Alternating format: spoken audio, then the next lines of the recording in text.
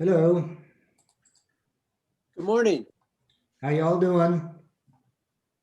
I'm good. How about you? Good.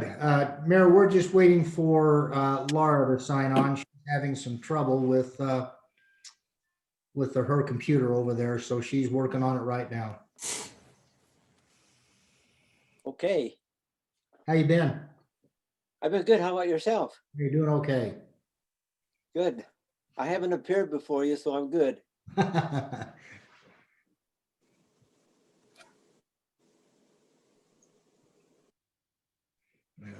put the video on. I don't know if you want to see my mug or not, but I turned it on anyway. I'll do mine. There you go. It's still trying to turn on. Okay. I've got Mayor Chug on, and looks like Cheryl is on as well, Laura. So If I have to join with my phone, I'll probably be able to. I just want to give this a chance. okay, yeah, give it a chance and see what happens. What a way to do business, huh? Yeah, definitely. I didn't realize we're moving in on a year on this whole thing. It's just amazing. I had no idea, I didn't think it was going to last this long. nor did I. It sure got us behind on what we're trying to do. I mean, we're still taking care of business, but trying to do trials, and we're doing all the pre-trials. We're doing all the arraignments. Of course, all the video with the jail and the state prison, we've always done that way. That hasn't changed much, but it's just doesn't feel real for some reason. I don't know why. It just doesn't, no personal touch to it. Yeah, I'm sure that's true. If you're a Star Trek fan, you'll know this is how they do everything in the future. How you doing, Chief? Morning. Yeah, that's right. I'm one of those guys that the cybernetic revolution left behind. I have a hard time keeping up with this stuff. Good thing we have IT people. Yes, that's true. And grandkids. Yes, that's most important. So, Chief, who's your favorite Star Trek character? That's what I'm wondering. I was forced to watch that weekly by the person who had control of the remote control. So I'm not going to claim that I have a favorite anything in that show, really.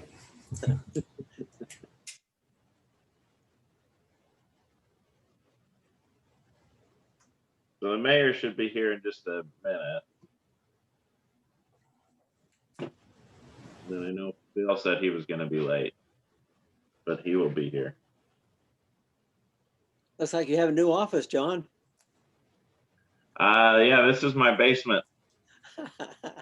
You confined in the basement today?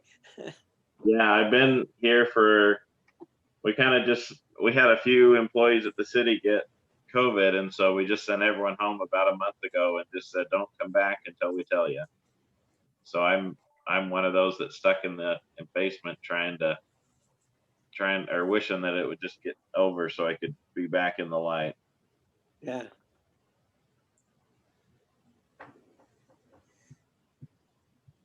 I thought maybe your wife sent you there. Yeah, she did actually.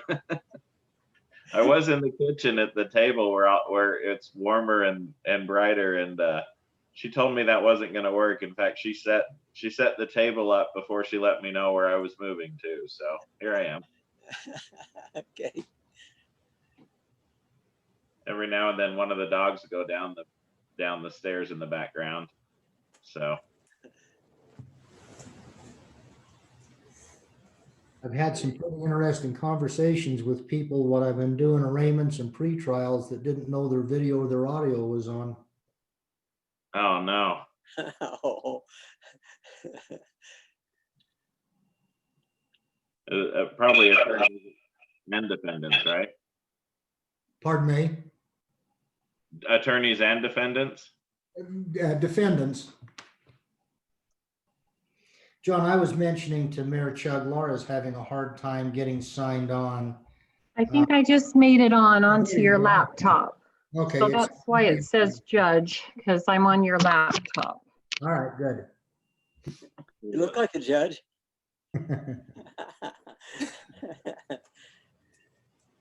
It looks like Mayor's logging in. Yeah, I'm on my phone because my computer's gone wacko. Okay. Well, I think everyone's here that we expect to be here at this point. Phil will join in a few minutes, Mayor, but everyone else is here. All right, well, let's go ahead and get started out of respect for everyone's time. Appreciate you joining us this morning. We're anxious to get this project moving forward. And just maybe a precursor to our discussion today so that we're all on the same page. First of all, I hope everyone knows that we are very much in favor of this project and getting this building done. I do believe that we have a responsibility to do our due diligence, and some of the questions that have been asked doesn't mean we're not in support of that. It's just that we want to be prepared as we go forward on this, that we have asked these questions and we've got the answers, and that as a council, we're prepared to address those. For instance, and the chief's aware of this, we have a citizen that's the chairman of one of our committees who has asked the question, well, why would you build a police building instead of just using the sheriff's office to provide law enforcement? Well, for instance, the chief has some information on that, on why that's a difficult situation. And we've got some historical perspectives that it just doesn't work that well, that other cities have tried it and pulled out, and cities who anticipated doing it found out that it wasn't the right thing to do. So just because the questions are asked doesn't mean we're in support of it. It's just that we want to be prepared as the citizens ask these questions. And as I've always said, I don't believe that our citizens are against the building. What they're concerned about is how we're going to pay for it. So we just need to make sure that we're building an adequate facility to house our court, house our police officers,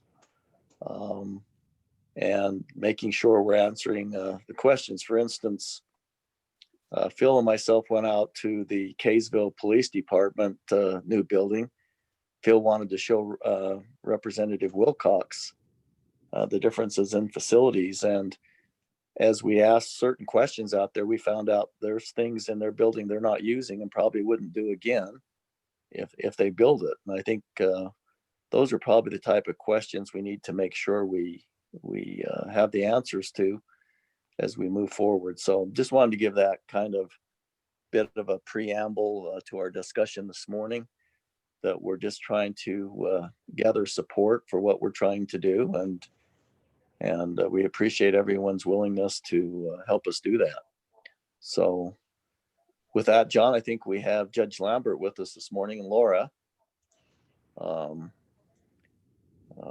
Maybe, John, you could refresh the memory of everyone that is here, since I'm on my phone. I can't necessarily easily see all the participants. So we've got, like you mentioned, Judge Lambert, Laura Barker, Chief Quinney, Cheryl Stoker, and then Phil Swanson has just jumped on. And then Chairman Chug, or Mayor Chug, the Public Safety Chairman.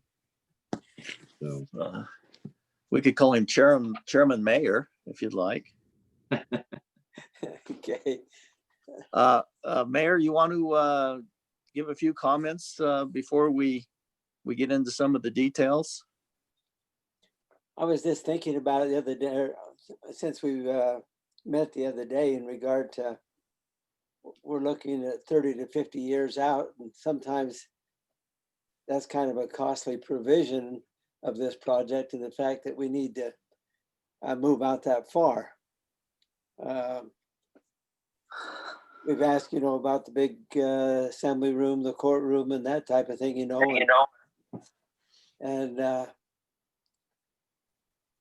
we've noticed that the city council room from time to time gets pretty, a lot of people there, standing room only, and maybe this room would facilitate, several different purposes, training officers and this type of thing. So I had a wise businessman tell me one time, it's unwise to pay too much and it's unwise to pay too little.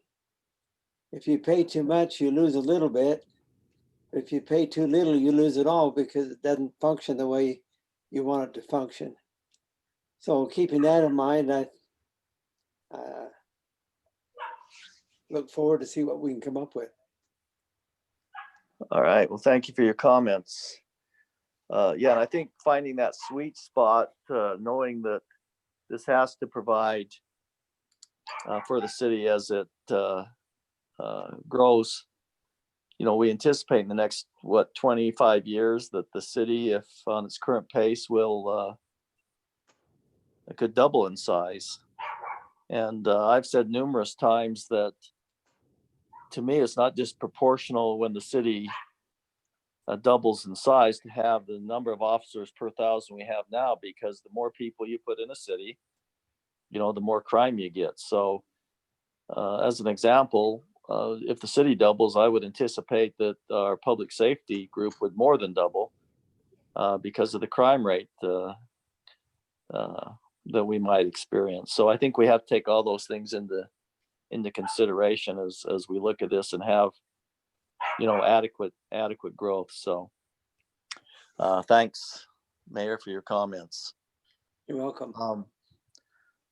I think since we have Judge Lambert with us today, why don't we start with talking about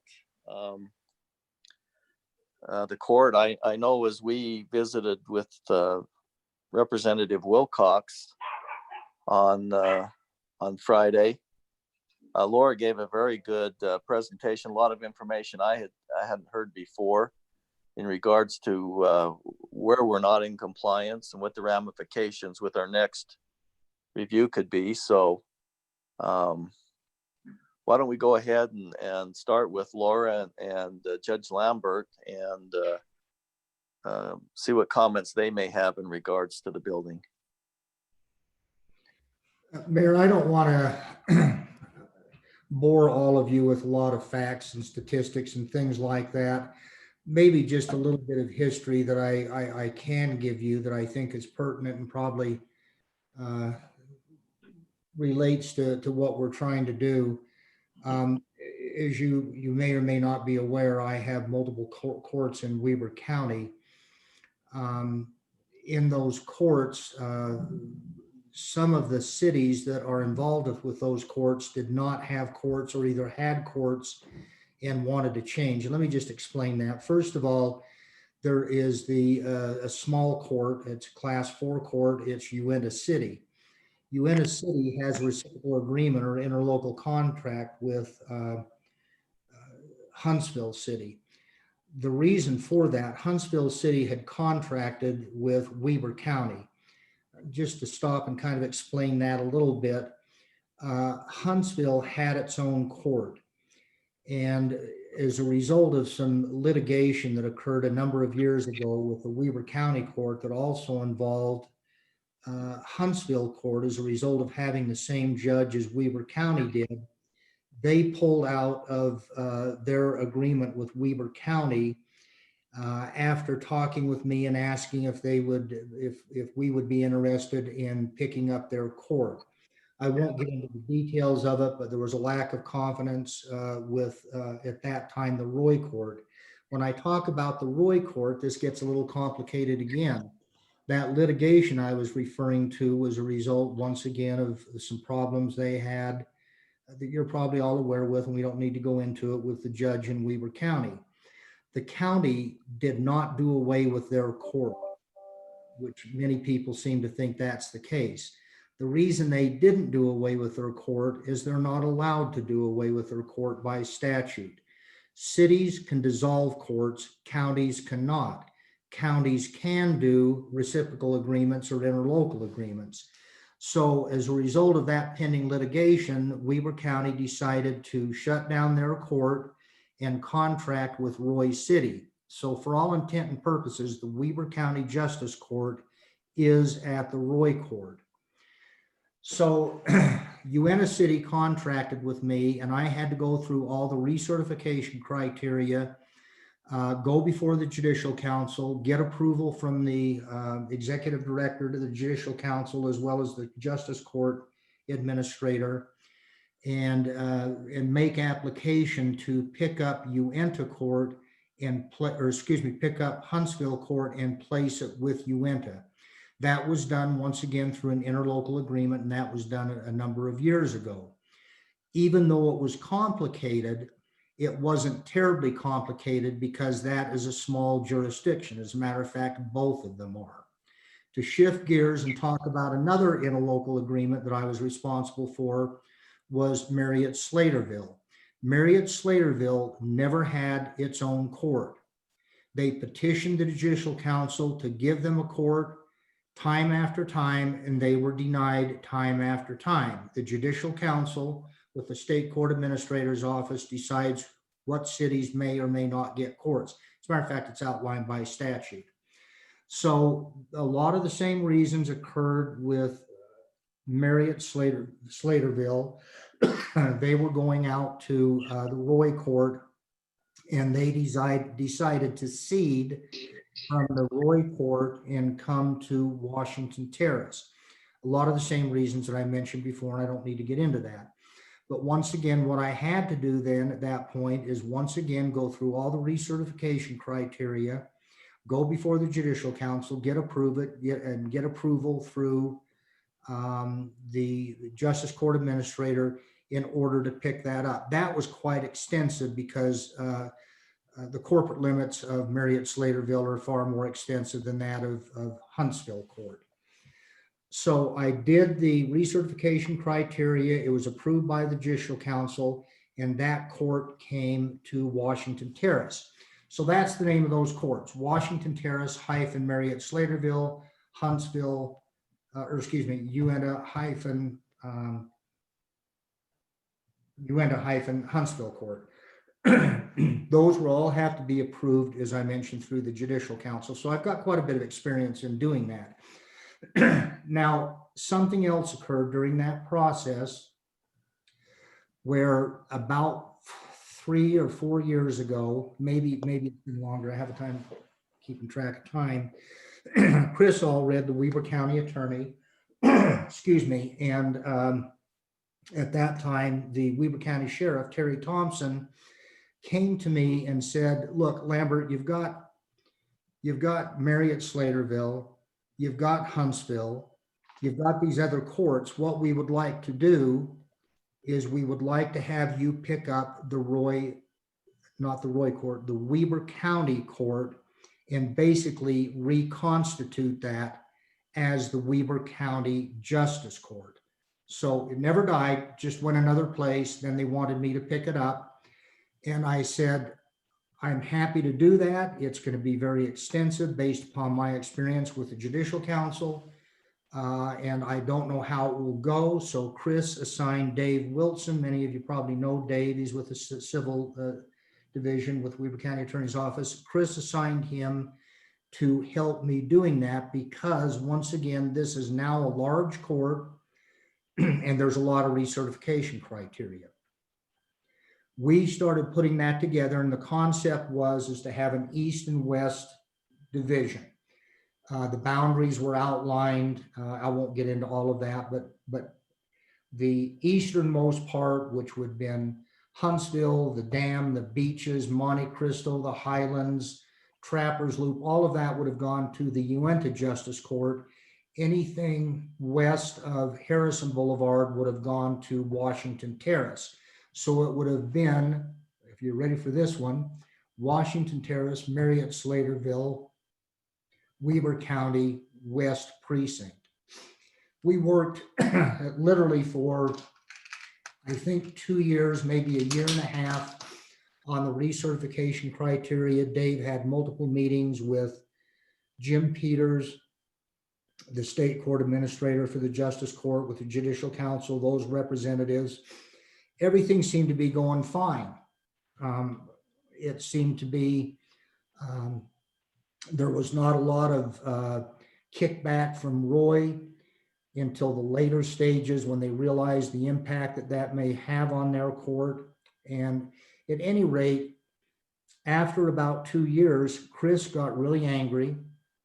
He called up Jim Peters on the phone and he said, look, we've been dancing with you now for 2 years on this, this court process.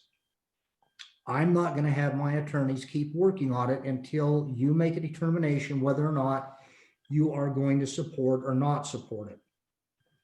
He wanted that information from Mr. Peters because he's the one that would present it to the judicial council.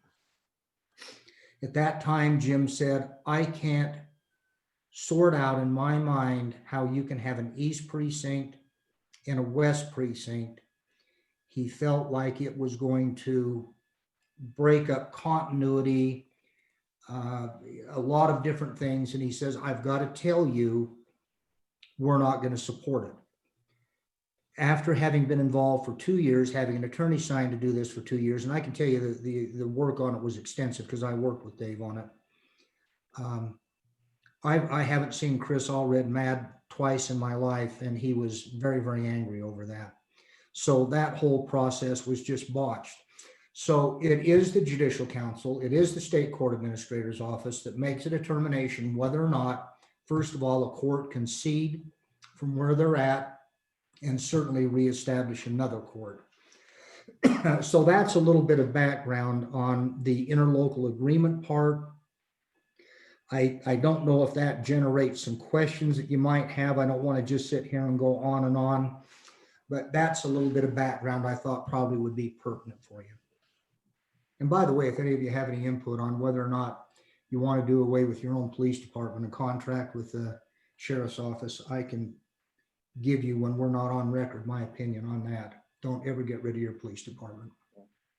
I think that's what the chief's concluded with his research. And as I mentioned, Judge, we just need to make sure we've addressed these issues. Let me just ask a question, John, and I think if I understand right, we're talking about investing about $2 million into the portion of the building that would be used for the court and for training. Is that the last estimate I heard? Yes, and that's my estimate.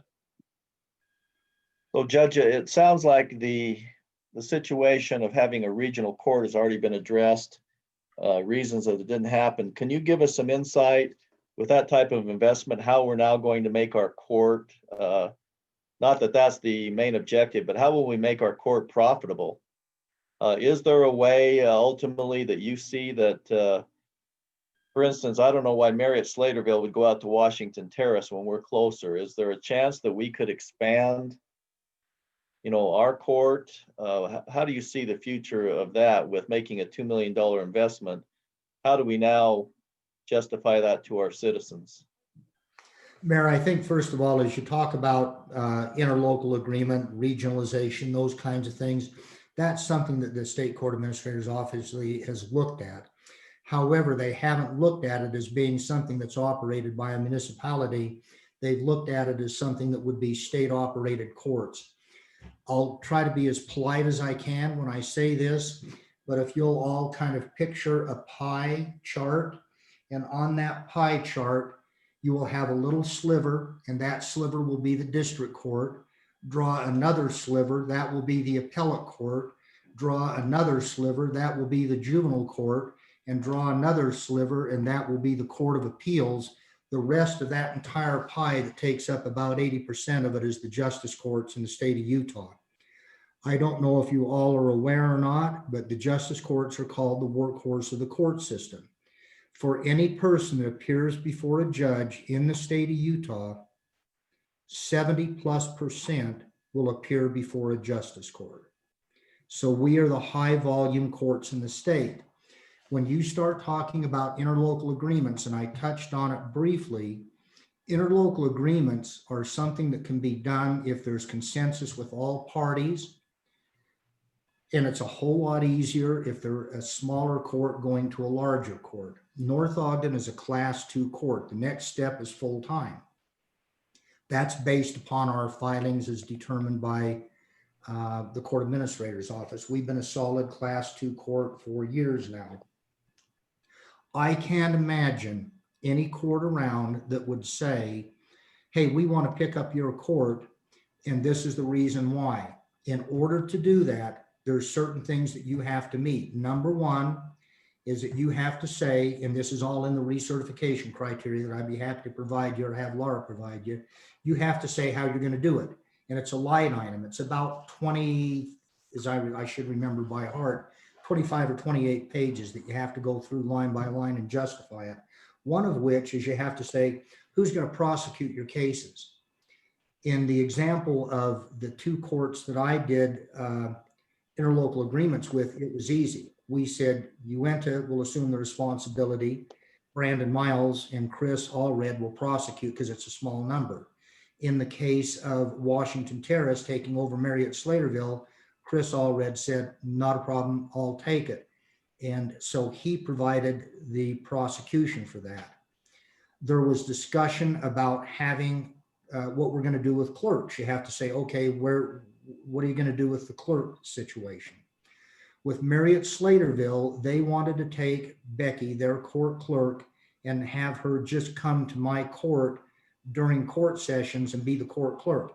Absolutely disallowed. You cannot have a court clerk do that. They can't transfer files. They can't do anything.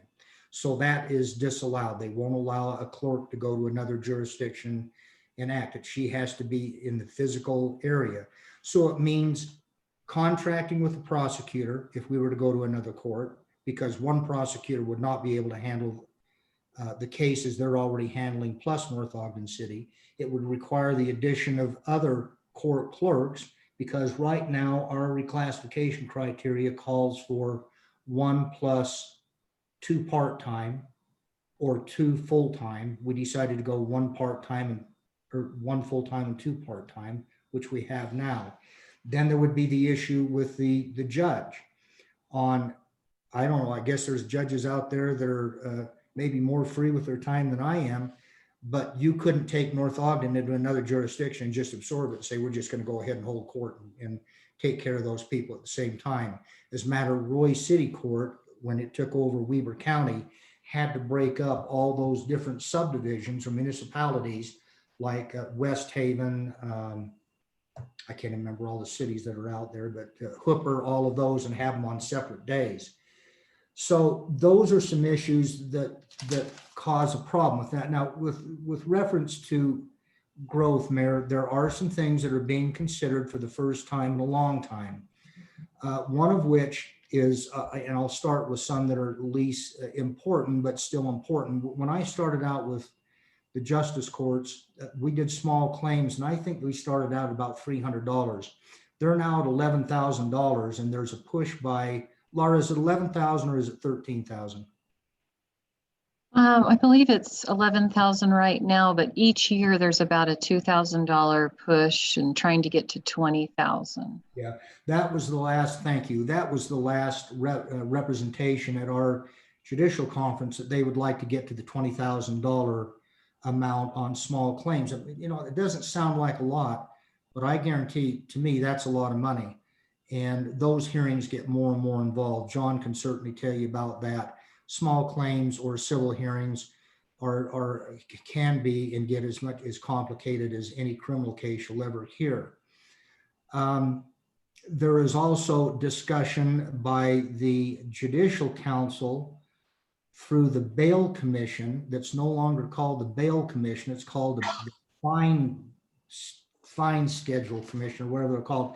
They're looking at raising the fines that courts impose, because they say that Utah, it remains very low as far as fines that are imposed as a result of both traffic and criminal violations. And they've been increased over the past few years, $10 here, $10 there. They're looking at increasing those more. Here's the one that kind of got us at a surprise, and it started about, I think 2 years ago, where there is now discussion wherein the Judicial Council is talking about giving Justice Court Class A misdemeanors. Right now, we're limited to Class B misdemeanors, fines up to $1,950, up to 6 months in jail. On Class A misdemeanors, those go up to $4,753, up to a year in jail. And it's not out of the question that that's going to happen, because frankly, all Class A misdemeanors now, for the most part, being indictable misdemeanors, are really nothing more than enhanced Class B misdemeanors. So there's, and by the way, for the first time in a number of years, there's been no objection over the idea or the concept of Class A misdemeanors coming to justice courts. It hasn't happened. It's just a theory. It's discussion. I think those issues, along with the land mass that North Ogden has, the growth, and I think I just would like to speak to the growth issue very briefly based upon my experience with all of these other courts. It's not just the growth rate that occurs within the corporate limits of North Ogden City. It's impacted directly by the growth of communities surrounding that city, cities that abut North Ogden. You're talking about, like what we've seen out in Washington Terrace, for example. It was amazing to see the growth occur in Uinta and South Weber. And if you've been out driving out there and seen all that growth, it has increased substantially. So Uinta sees growth, Washington Terrace sees growth as a result of South Weber, Riverdale, South Ogden. Marriott Slaterville seen increase as a result of Perry, Willard, Far West, Plain City. Those communities expanding directly impacts the corporate limits of the city wherein the court's at. So you don't think, okay, it's just got to be North Ogden that grows. That's simply not accurate. I've talked a whole bunch. I don't know if that has generated any more questions that you may have thought of. Thanks, Judge. I think what we've gathered is extremely complicated. Let me just ask this question, because I think this is something we all need to know. Do you see any alternatives? Laura, like I said, gave a very good informative discussion on Friday. There has been some discussion. Do we utilize the chambers? Do we do a remodel of the city building and invest $300,000 or $400,000 there versus a couple million? Do you see any other alternatives from your standpoint for the use of a court? Because I think you're right. I think Harrisville has their own court, Judge. Is that correct? Harrisville has its own court, as does Pleasant View, yes. Yeah. And so, Ogden's pretty well built out, our other adjoining cities. So to your point, the growth in Pleasant View and Harrisville would be probably the ones that impact. But we definitely know that there's a high probability we'll end up with 40,000 citizens. But do you see any other alternatives? Because I think that's a question we all have to ask on how we can have a court that would serve you as our judge and our employees of the court, and particularly our citizens. Do you see another alternative from your standpoint? I think their interlocal agreement at this point would be something that would be very, very difficult. I think you would have to involve other cities in doing that. I frankly don't see the Judicial Council approving that. Let me just tell you a hard and fast rule, and it's not nice, but it is what it is. If you do away with your court, you will never get it back. And I'm not proposing, that we do away with the court. I'm just looking at all the options. If I hear you correctly, some type of regional court would be extremely difficult and most likely wouldn't get approval. So let's talk about physical facilities now. What options do you see for physical facilities? Well, I guess when I got involved with the meeting with the building committee, and I appreciate being asked to be invited on that meeting, I have had, quite a bit of experience with construction of facilities with my tenure with the Division or Department of Corrections. That was what I did. And so when I came in and sat down with the the architect, and I guess it goes along with what Mayor Chug was talking about. The first question I ask is, tell me, are we going to do this on a shoestring budget, or are we going to look for future kinds of building expansion? And they said, well, right now, why don't you just kind of say what you think you need? I don't know what the direct costs are, Mayor, on what it's going to be for a courtroom. The court administrator's office and judicial council can give you exceptions on certain things that you need. I think what the thing to keep in mind is the size of the courtroom that can accommodate the number of citizens that we project coming into court. Because clearly, as you said, there's going to be growth in North Ogden. I don't need to waste all of your time to talk about the shortcomings and deficiencies of the building we're in right now. They are so numerous that they can't be counted, and we've already gone over that over and over and over. I have been concerned about that to the point that I believe it was during Mayor Chug's tenure. Well, I know it was. I invited a gentleman from the state to come out to North Ogden. His name is Chris Palmer. Chris was the former director of the Obama administration security. He works for the court administrator's office, and he gave us an outline of things that needed to be done. And he was very careful to say, you know what, you don't need to do all this all at once.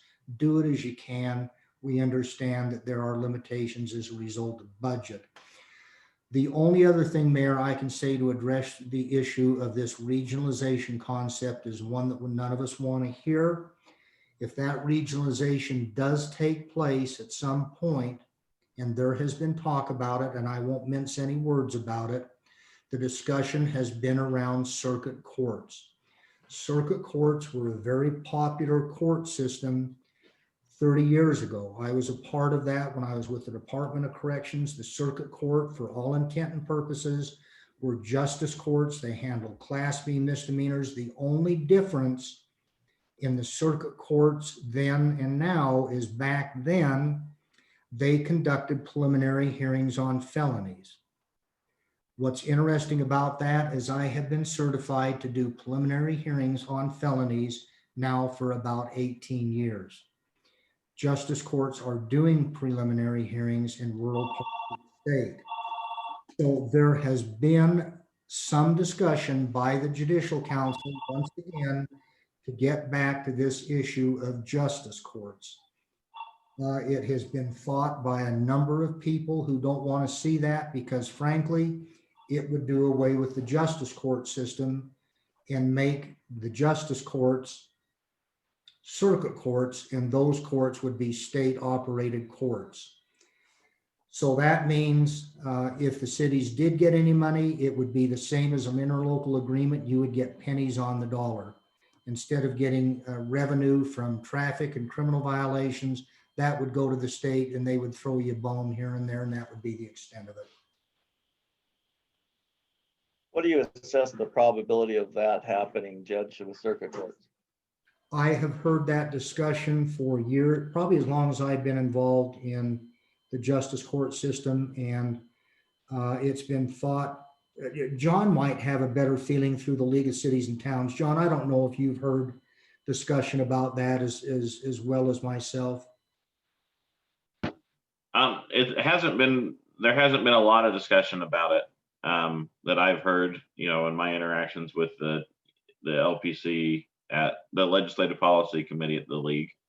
But I know that they are, you know, typically the things they're focusing on are other, I mean, public safety, wages and things. They don't talk a lot about the courts, even though they really should. Thank you, Mayor. Once again, I've heard this discussion. I've actually been engaged in a discussion with the state court administrator's office about it.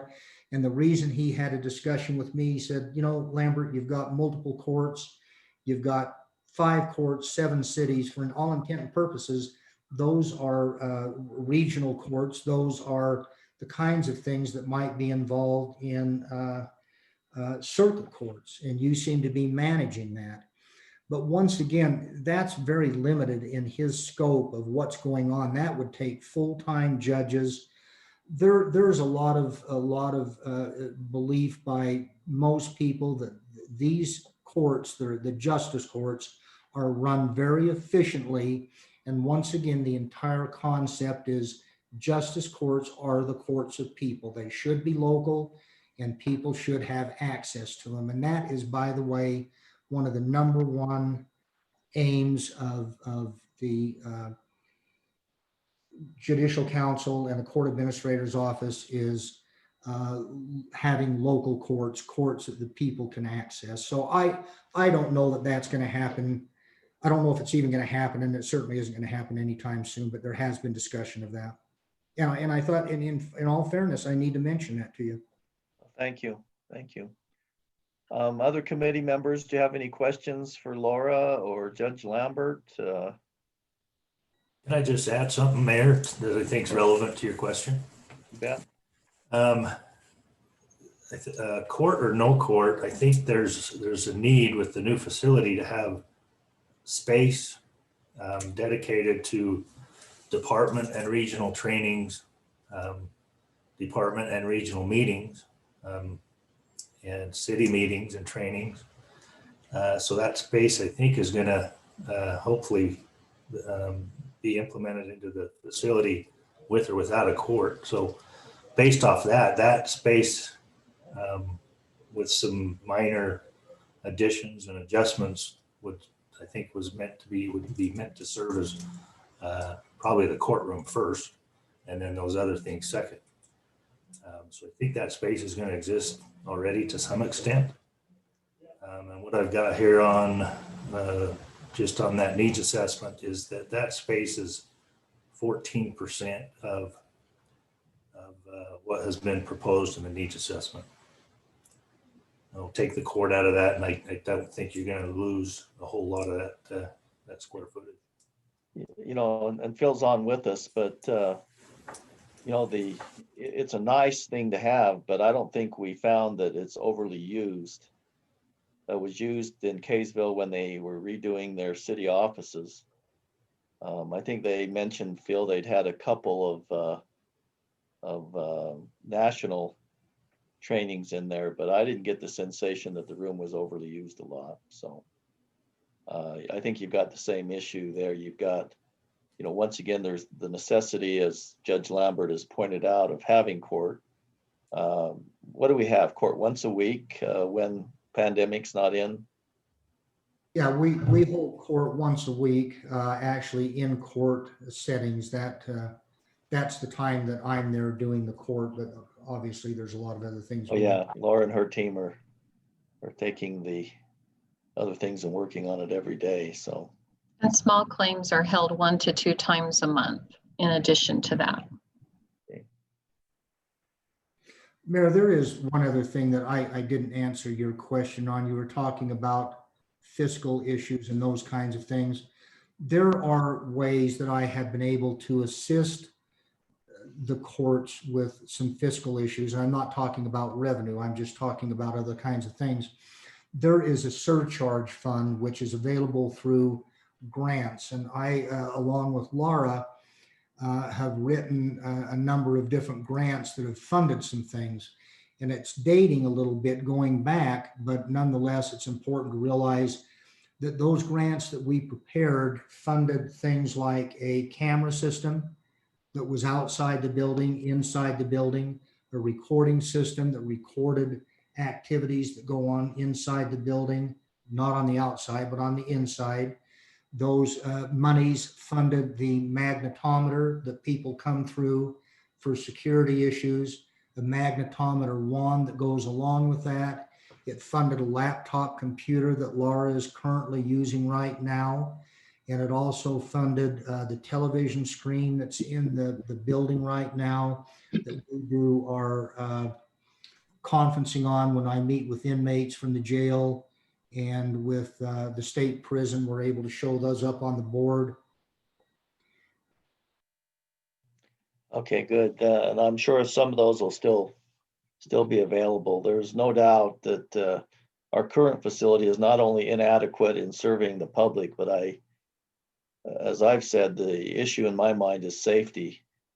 And this last week or 10 days, I can't remember where it occurred, but there was a commotion in the lobby, the foyer of one of the police court buildings, and so safety is still my number one issue. And it's, we actually had a conversation with Representative Wilcox about the potential of messing up some cases because people are right there at our counter, some people getting a dog license and other people getting police reports. And, so we think there's, surely conflict there by any means. So it's not that we don't need to do something with our court, it's what we do and how we go about doing it.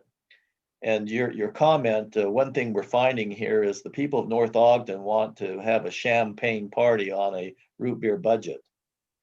And so it's justifying and making sure, and I think people like yourself, Judge, that are kind of independent from the city and assess the need would be helpful as we go forward with this. So let me once again ask other members of the committee if they have further questions for Laura or Judge Lambert while they're with us, or any other comments you may have, Laura. I do have a few comments with regard to holding court in the administration building, which from my view would not just be holding court there, but to stay in strict compliance would be having all of our offices in that building too. And my understanding is that the administration building as it is now is very much used. So as you had alluded to, there would be some construction costs. And I think we'd have to have a whole proposal to see, somebody come in and take a look and see how we could figure out offices, or if it's even possible to fit everyone in there, not just the court and a judge's chambers and a prosecutor, but to make sure the magnetometer and the public entry into that building would be most safe, as well as where the court window would be, and office space or counter space or just desk space for the judicial assistants and me. Good points. Any other questions from committee members or comments? Mayor, can you hear me? I can hear you, Councilman Swanson. Go ahead. I'm sorry you don't, well, We're not sorry. thank my camera that isn't working, that you don't have to look at me this morning. You've all been blessed today. It's a good way to start the day, Phil. It is. We're trying to be kind to you. Laura and Judge Lambert, first, thanks for all the service that you render to our city. It's pretty invaluable and very appreciated. For both of you, do you see the appetite for the state to continue giving us waivers waning? Do you see it staying the same? What are your thoughts? Mr. Swanson, are you talking about waivers for some deficiencies maybe in the courtroom facility itself? Yes. Those waivers, yes, I do see that. Let me, I won't go on with this, but briefly I've mentioned this. I had a gentleman come out a couple of months ago from the state court administrator's office. His name is Chris Palmer. As I mentioned, Chris was the chief of security for the Obama administration and took care of all the security. But he's glad it was the Obama administration and not current administration. But at any rate, he came out to North Ogden and did an assessment on the needs of the building. And I've never dealt with anybody in my life that's more knowledgeable about security than Chris. He's just got a wealth of information. He provides these kinds of assessments to the military, to law enforcement. Anyway, members of the police department that the chief assigned, and John met with him, and he went through and said, these are the kind of things that I think that you need. As it relates to the requirements of a courtroom, they're just not difficult requirements.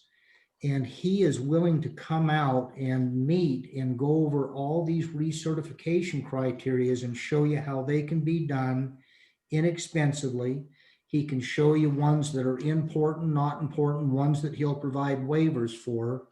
And by the way, when he was done, he called me up and he said, Pat, I'm going to be submitting conclusions and findings of facts. And I believe he sent that to the mayor and also to John, if I'm not incorrect, about what those recommendations were. And you can read those and see that they're not difficult kinds of things to accomplish.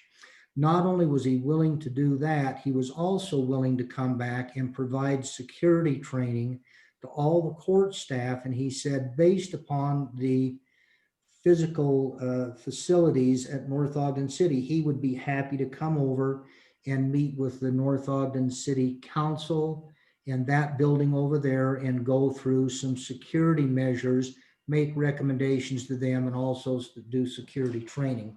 So a long answer to your question, Councilman Swanson, I don't think it's difficult. They are willing to provide waivers. They've done that all along.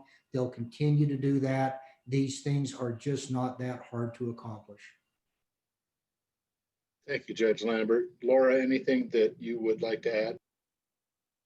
No, I think Judge Lambert has covered it. On Friday, when we met with Representative Wilcox, I talked in more detail about specific things that I'm in the courtroom now, space is lacking.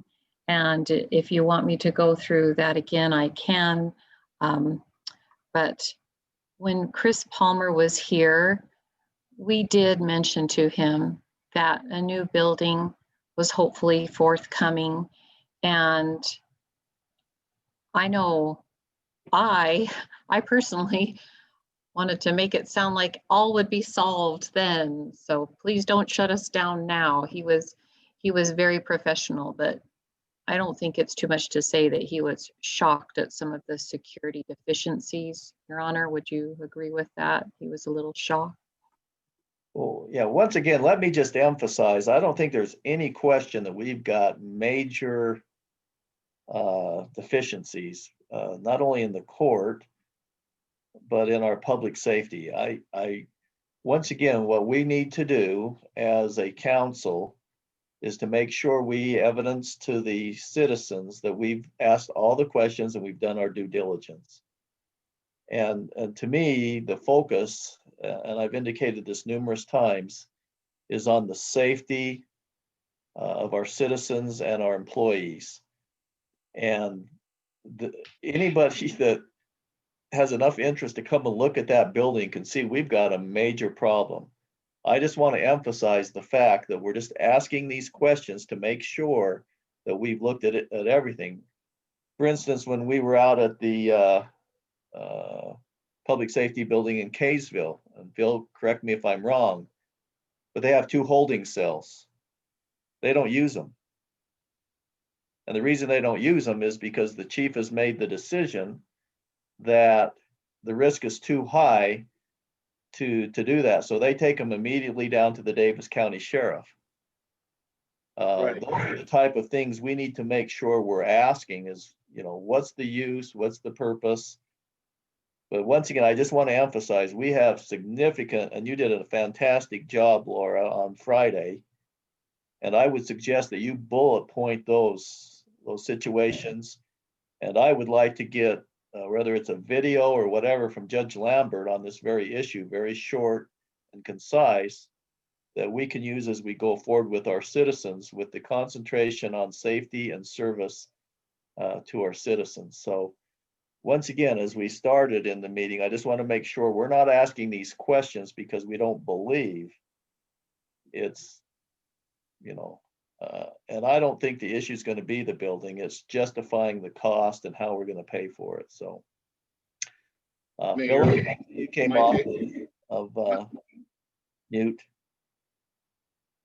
My takeaway from Friday, as I walked away from that and then thought about it over the weekend was, those two holding cells, those are something to certainly be looked at and talked about. I think the outside building was something that could possibly be put off for a while.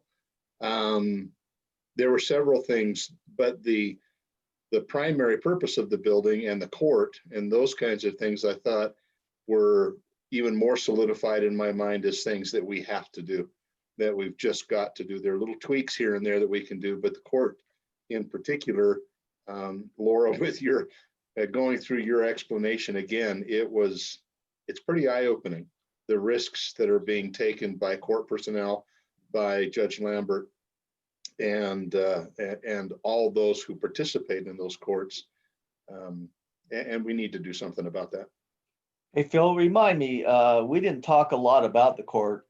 Where were they holding the court in that building in Kaysville? The Or is court is that in the not in city that building. offices? It's at the city offices, which So is it's a not whole in the other same building. Right. But that was one of the things, Chief, as we talked to him about the building they have, which I think John's estimated is about a $500,000 cost. They let other cities use that to get use out of it because they don't use it that much. In one of the bays, they had a 1955 Ford they used for the parades. So I think to Phil's point, that's surely something that we could look at, because he said that because of the lack of utilization by other cities use their their facility. So that's surely something too. I think we got some additional insight on. They do use it for their canine though. I know that some of the portions of an ancillary building probably wouldn't get as much use as one might think. The evidence bay, which would store vehicles that are taken for evidentiary purposes, it might be once a year or twice a year. We just got rid of 3 vehicles that were involved in the fatality from October of 2019 that we've had in our bay over at the old public safety or public works facility. Yeah. And if you go over there and look in, we've got one bay designated to our bulk storage over there that is constantly being used. It would be, when we have a large seizure of stolen property and we have to store it for, who knows how long, but bicycles in itself can take up a half of a bay. But you're right, like the evidentiary bay, it's not going to be full all the time, but when we need it, we've got it. Well, and that's what I'm saying is we know we have a use, but what are the options? Because for $500,000 to use it, not very consistently, I think those are the questions our citizens are going to ask. So, but back to the court. Anything else? And once again, Laura and Judge, we run an excellent court. We have a great reputation. In spite of some of the attorneys that have practiced in front of you, Judge Lambert, like that Berube guy, we still have a good reputation there in the court. And we're very grateful for all you do. So please don't take our inquiry as anything but doing our due diligence to get the things done right and be able to answer questions from our citizens. Just a quick comment about that. So if I'm understanding what you're saying correctly, you just want to be able to justify to the citizens what would be best fiscally and with the final effect. So does that mean you would probably get a bid or some sort of sketch to see how much it would cost to redo the administration building and compare it to that 2 million to the other to the other building, or I'm sure a freestanding court would be off the charts with extra money or putting it somewhere else. But is that what you're saying, just to be able to do a cost comparison for realistic moving? Just making sure we've addressed all of the alternatives. Okay. And, you know, our plan is to continue to go forward and move this thing along. But we just want to make sure that we have looked at all of the alternatives and can answer any, like I said, the chief's aware of this. We've got several people in the city that make the comment, well, you know, North Ogden's nuts. Why would they spend that kind of money to build a police building instead of just going with the sheriff's office? The chief has some information on that. He's going to update that. But when somebody asks that question, we need to say, hey, we've looked at that, and here's the facts of the matter. Just like with what Judge Lambert talked about today with interlocal agreements. Okay, we've looked at that. Here's the hurdles, and most likely, you know, we couldn't get it accomplished. So I think that's what we're looking at, Laura. And once again, to the Mayor Chug's comments, is finding that balance. You know, we built a lot of grocery stores that outgrew their use, and it was much, much more expensive to add on than to do it the first time. So we just want to make sure that we're finding that sweet spot, that balance of growth and serving our citizens and being fiscally responsible. So I think that's what we're looking at. Laura, Mayor, if I may, Laura, I'd add to that with the history, the recent history in North Ogden with the Public Works building, you know, that was quite a kerfuffle. And then the amphitheater, and there is an importance in not just doing our due diligence, but being able to lay that due diligence out in front of the citizenry in a way that for most of them, there'll always be those who don't believe, but for most folks can look at it and say, okay, they did take their time. They didn't just rush through this, and it can be excruciating at times to try to go through from a political side and handle that, but it just makes everything better long-term. And I, in my mind, that's what we're doing. And I think we're going to have a great building and everything when we're done. And let me just add on to Phil's comments there. One of the things we've got to overcome is and this is not to blame anybody, but numerous citizens got in their mind that we could do this for $6 million. So now it's coming in at 11.2, and they think the new mayor is just a wild and crazy spender, when in fact, it's probably always been $11 million. And so now we've got to justify why it went from 6 to 11. You know, in our frequently asked questions, you know, that's one of the things we're going to address, that, you know, it never was $6 million. We were just trying to get an assessment of how to move forward, what it might be. But our intentions are, and Laura and Judge Lambert, in our frequently asked questions that we want to post out there in the public on the city website and others as necessary, anything that you think would be important. And I think, Judge, coming from you particularly, you know, why a new court? Why do we need a new court? I think Laura did, like I said, an excellent job last week. And with your input, you know, we could answer that question, I think, relatively professionally. Well, not relatively, really professionally. So that's our next step. We're trying to get this frequently asked questions out and just make sure we're looking at all alternatives. So, and Phil's point is right. You know, the first thing we're going to do once we get our hands around all these questions is to get a rendering and a drawing of the building so we can get a fairly firm cost. Because as Phil pointed out, you know, a lot of citizens have deep memories of asking for a $10 million bond when a $4 million building was built without any bonding. So, you know, the other questions out there, well, why do you have to bond? You've never done it before. Well, we've spent money and we've got commitments on other things, and I'm not sure we've ever spent 11 million before. So,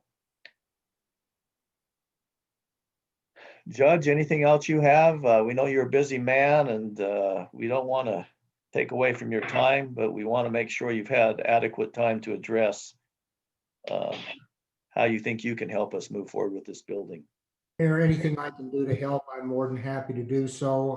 I appreciate you, all of you, the attitude you're taking with this and asking for our input. So anything that Laura and I or my staff can do, I'm happy to accommodate you at any time. Thank you so much, and thanks for joining us. You're welcome to stay or you're welcome to leave, whatever's fine for you. We're gonna now move on to the other public safety portion. So if you feel you have input there to help, feel free to stay. I do have to prepare for court, but thank you once again, and I appreciate all of you. Thank you, and good luck today in your Okay. proceedings. All right, thank you so much. Good seeing you again. Thank you. Good to see you, Mayor. Thank you I again. will also ask to be excused because we have court in a few hours and I've got to get the judge that information, but I just wanted to leave with something really quick that's not necessarily court, but as we were speaking in the lobby waiting for Representative Wilcox on Friday, I spoke with Phil about if I were a citizen of North Ogden, what would affect me? You know, if I worked and had children and busy and didn't want to watch a video or didn't normally go to council meetings, or what would affect me? And so I just wanted to quickly share that what would affect me is if there would be some way that I could know the answers to the hard questions, like you indicated, and that if I could know as a citizen what the bottom line would be for me. And so in our last meeting last week, it was discussed to maybe send out a brochure or something that would answer the hard questions.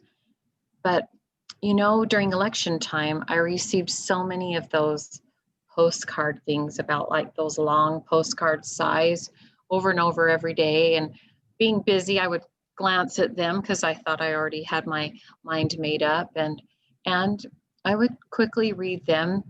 And I wonder if when we have more information, if we'd be able to send something out like that, that just basically said, you know, if your home is worth 250 to 300, your estimated annual impact will be $70 or something like that. And perhaps I'm making this too simplistic, but I know if I didn't work here and I was just busy doing other things, I would really take that as more of a decision maker rather than this huge big number that sounds scary and I don't even know what it's for. So that was just some input I wanted to give, and I'm sorry if it's not the time to do that. So. Well, that's exactly what we plan on doing once we find out a fairly firm number of the cost, and then what existing revenues we have in the city help pay for a bond to offset what a tax increase would be. So that is ultimately our objective, because to me, that's the hurdle. And you know, we're going to go talk to Fizz and see if they'll give people free drinks enough that they're spending now to cover the $70 to $100 for a public safety building. Yeah, it would be a wash. Well, you know, that's the thing that's really frustrating is, you know, most people in our city, not everyone, I understand there's some that are really struggling, but they spend far more than that on a Starbucks or a Fizz. But yet when it comes to providing for our police department, our courts, they get all riled up. But that is exactly what we're trying to do. That's why we've got Robert Bowler doing the assessment of the property we need. Once we get our hands around everything we need here, we're going to take some of the money that's we anticipate we'll have with revenues over expenditures in this budget because of the CARES Act. And we're going to get a design of the building done and then try to get a firm estimate. Okay, that's great. I'm going to try to redo this document that I worked on to prepare for this meeting into more of a bullet situation, maybe after a week, and turn it into John so that you can quickly refer to some of those things we discussed on Friday as far as the court goes. Thank you. And yeah, if you could just keep it as simple as possible. Okay, Like you say, look at it from your perspective of how, as a citizen, it would be simple for you to understand. That would be fantastic. okay, thank you so much, and I'll excuse Thank you. myself now. Thank you. Thank you. All right. Talk about the public safety. Phil, you want to, well, it looks like the chief is unmuted, so we'll give him the floor. I would say just getting prepared to answer any questions or if there was any. But I would like to hear more about your report from Kaysville and some of their comments.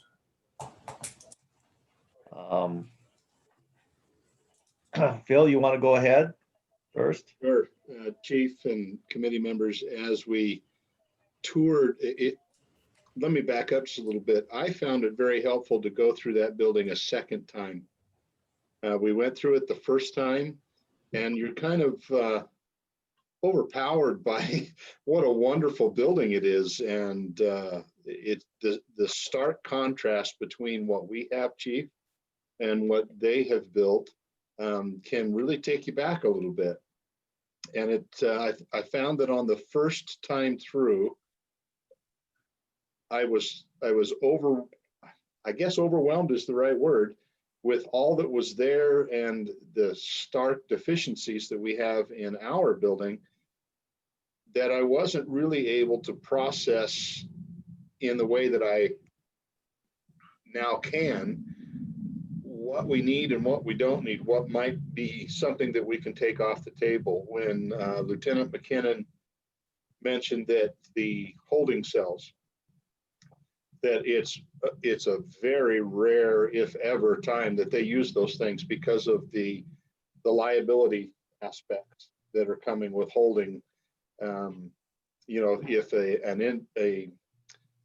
a suspect, I don't want to say an inmate because they're not judged and adjudicated yet, a suspect is held in there and something happens, they die, they get injured or whatever, that the fallout from that can be tremendous just in fighting it without there being any kind of a settlement.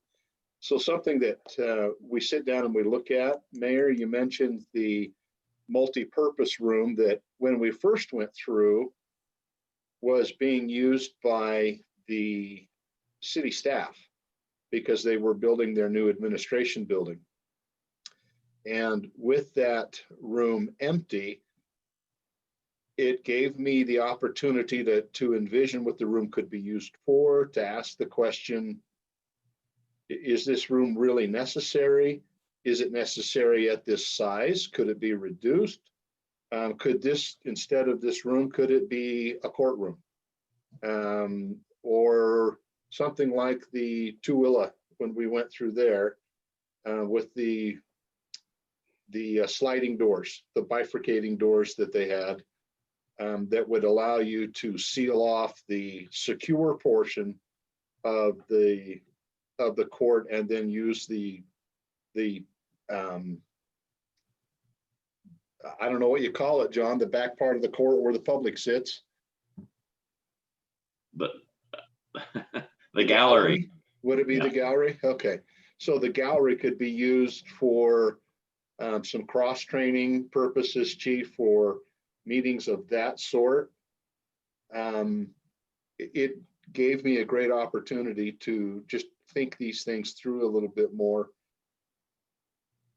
It also reinforced some absolutes that we've got to have, like the Sally Port. When you step into the Sally Port there and you think about, I keep going back to our lovely gentleman from 1700 North that, I think about our officers and the risks that they're taking in transferring individuals in to be fingerprinted or questioned or whatever. That's a definite soft and hard interrogation rooms. Things like that were reiterated to me. The other question I had on Friday was, do we need a lobby that big? Just from a space standpoint. Certainly we want the separation that we have with and I'm sorry that my cameras aren't working today, guys, so you can't see me talking with my hands. Does the lobby have to be that big? Maybe it does. Maybe it doesn't. But I think those are the kinds of questions that when we answer those questions, then we're prepared to show the citizens that we have tried to think of absolutely everything we possibly could and questioned everything that we could and come up with the list of absolutes and the list of we better haves, and then look down through if there are any items below that no, maybe we don't need that. And Chief, your input will be huge on something like a holding cell. Maybe we only need one holding cell, maybe we don't need any. I don't think we need two. But having that conversation and looking at us at build out, would there be a reason to have a holding cell? Is somebody in the future, like our friend on 1700, is that a reason enough to have a holding cell for the eventuality that may happen again? And we have someone like that again that we're trying to detain for a period of time and to keep the public and our officers safe. Anyway, that's what I came away with on Friday. It also solidified in my mind that we have to have something remodeling, restructuring, making do, shifting people around. That's just not going to work in any way, shape, or form. The other thing that was interesting, Chief, in the discussion with the workout facility, and correct me wrong, he said because they use general fund money, that was open to everyone, every employee in the city. Correct. And I don't know the ramifications of that, John, if it's, whose it's open to, but, he did reemphasize the importance of having a place where the officers could wind down. So we're not questioning that at all. But it's, how we deal with that. Frankly, I don't think we want to make it a city employee gym. So the question I think Councilman Swanson asked in regard to like size of the foyer, all of those things. I don't think we have a lot of extras in here. It might just be the size of things that we've got. So, well, if I might just go ahead and address a couple things. The holding cell that you're talking about. When we talk about hard and soft interview rooms, they both serve different purposes. And the hard interview room and the holding cell is one and the same. We don't really call them holding cells because we don't house, I guess, people other than temporarily while an investigation is going on. And the hard interview room is for those folks that are in custody that you don't generally want in like your operations portion of the building when other staff members are doing their thing. They need to be secured. And I think one, at times two, at times 8.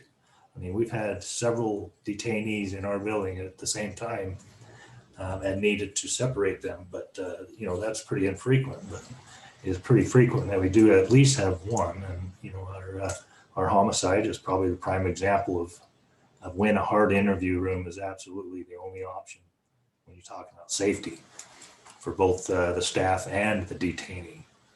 If I could jump in real quick in that in the Kaysville building, they have 2 hard interview rooms and they have 2 actual holding cells. I don't see any need for that. Like I said, the holding cell and a hard interview room in my mind is one and the same. Right. So- Okay. That's, and that's something that I think we came away with on Friday, and Okay. it makes it clear in my mind what your needs are and understanding the language that you guys use. And it was definitely significantly different in I mean, it was literally, the hard interview room was totally separate from the holding cell. I mean, the holding cells were just basically cement, where the interview rooms were, in fact, it was quite interesting. What were those things they had on the ceiling, Phil, to try to They had some sound they were muffling blowing off the tiles ceiling. because their hard interview room had such an echo to it that they were trying to muffle some of the echo in there. Yeah. But I mean, the hard interview room had a place to secure somebody to the wall and to the floor, an interview table and a chair, and it had a camera. So Chief, your description of a holding cell and a hard interview room being one and the same, as we look at what we need, that's something where they essentially have 4. Yeah. And if we had 2 hard interview rooms, from what you're saying, it sounds like that would suffice as both the hard interview room and a holding cell. Absolutely. And I think the needs assessment doesn't list anything separate from the hard interview rooms, but yeah, I don't see any need for a separate. As a matter of fact, the only thing I could is if you had a drunk that's just so obnoxious and abusive, and I mean, yeah, they're definitely going down to Weber County Jail. We're not even going to bring them to our facility. Right. So, all right, continue. As I recall, Phil, the chief said, the lieutenant said the chief had made the decision that the risk was too high to use those holding cells. Yep. Of course, across the way, as I recall, they had the area where they retained DUI. So they had the holding cells, and they had that area where they could secure the kind of people you're talking about, Chief, right across the way, as I recall. and we do that here in our building. We handcuff them to the wall. Yeah, with a couple screws, yeah. Yeah, and that's just strictly for processing purposes, so we can do blood draws and the breathalyzer and get that kind of thing out of the way. And I just tell you right now, the sheriff's office, unless it's a rare instance of public safety, is not taking DUIs because of COVID. Oh, and if there's any other questions I can answer on the holding cell issue, I'd be happy to do that. Otherwise, just what I don't think we would term as a multi-purpose room, but as a room that serves a number of functions. I just kind of thinking off the top of my head, I know there's probably at least 8, maybe 10 times a year where we have a department-wide training and or meeting where we, this room would kind of be serve that purpose. We right now are going over to the Senior Citizen Center and using their facility when we need to do that. But there's another function that this room would serve, and aside from the court and the department purposes, and that's the EOC. If the city at this point had an emergency, whether it's a natural disaster or something else, and needed to utilize an EOC, we just don't have one. We don't have one, that every member or every department in the city, everybody that would be involved with it would have a place to meet, set up, and have a command post, and be able to function as an EOC. Hey, Chief, what about John's basement? I mean, look at that. Doesn't that John. look like a command center right there? It's a clutter center. Hey, Chief, so let's say a citizen asks that, well, why can't you use the Senior Citizen Center for a EOC or training? City owns that building, why couldn't you use it? What would we say to them? Because we're susceptible to their schedule and their timing. They don't cancel a lunch or a dinner for their patrons to satisfy one of our meetings or trainings. Well, And sure, that's got to change. I mean, not that, but the city owns that building and it's, you know, yeah. they have the right to set its use, and there are priorities in my mind of important things. So once again, I would just say, hey, the city has the right to schedule that building as necessary. And they've been very accommodating, but it is, Well, that's just one of the questions we might get. So sure. Another thing is it's not secure. This room in our potentially in our new building would have some form of security to it. It wouldn't be open and accessible to anybody who wants to walk in. So, yeah, we might have to look at that. I didn't feel like their room was too secure, as you entered in just off the right side there. So we'd probably have to make some modifications versus Kaysville. yeah. So aside from our own uses, the city itself, there's times where we pack into the council chambers, and it's a tight fit. When we're doing the trainings or some kind of get together,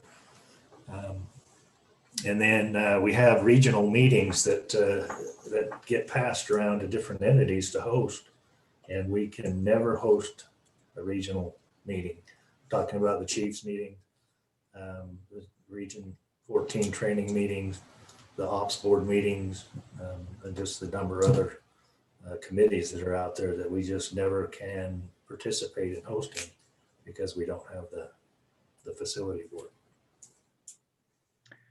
Councilmember Stoker, since you're our liaison with our great police department, do you have any questions? No, I just wondered, when you toured the Kaysville building, did they have like some sort of a kitchen area for their officers to go and to be able to, Yeah. unwind in there too? Yeah, we offered them our stove.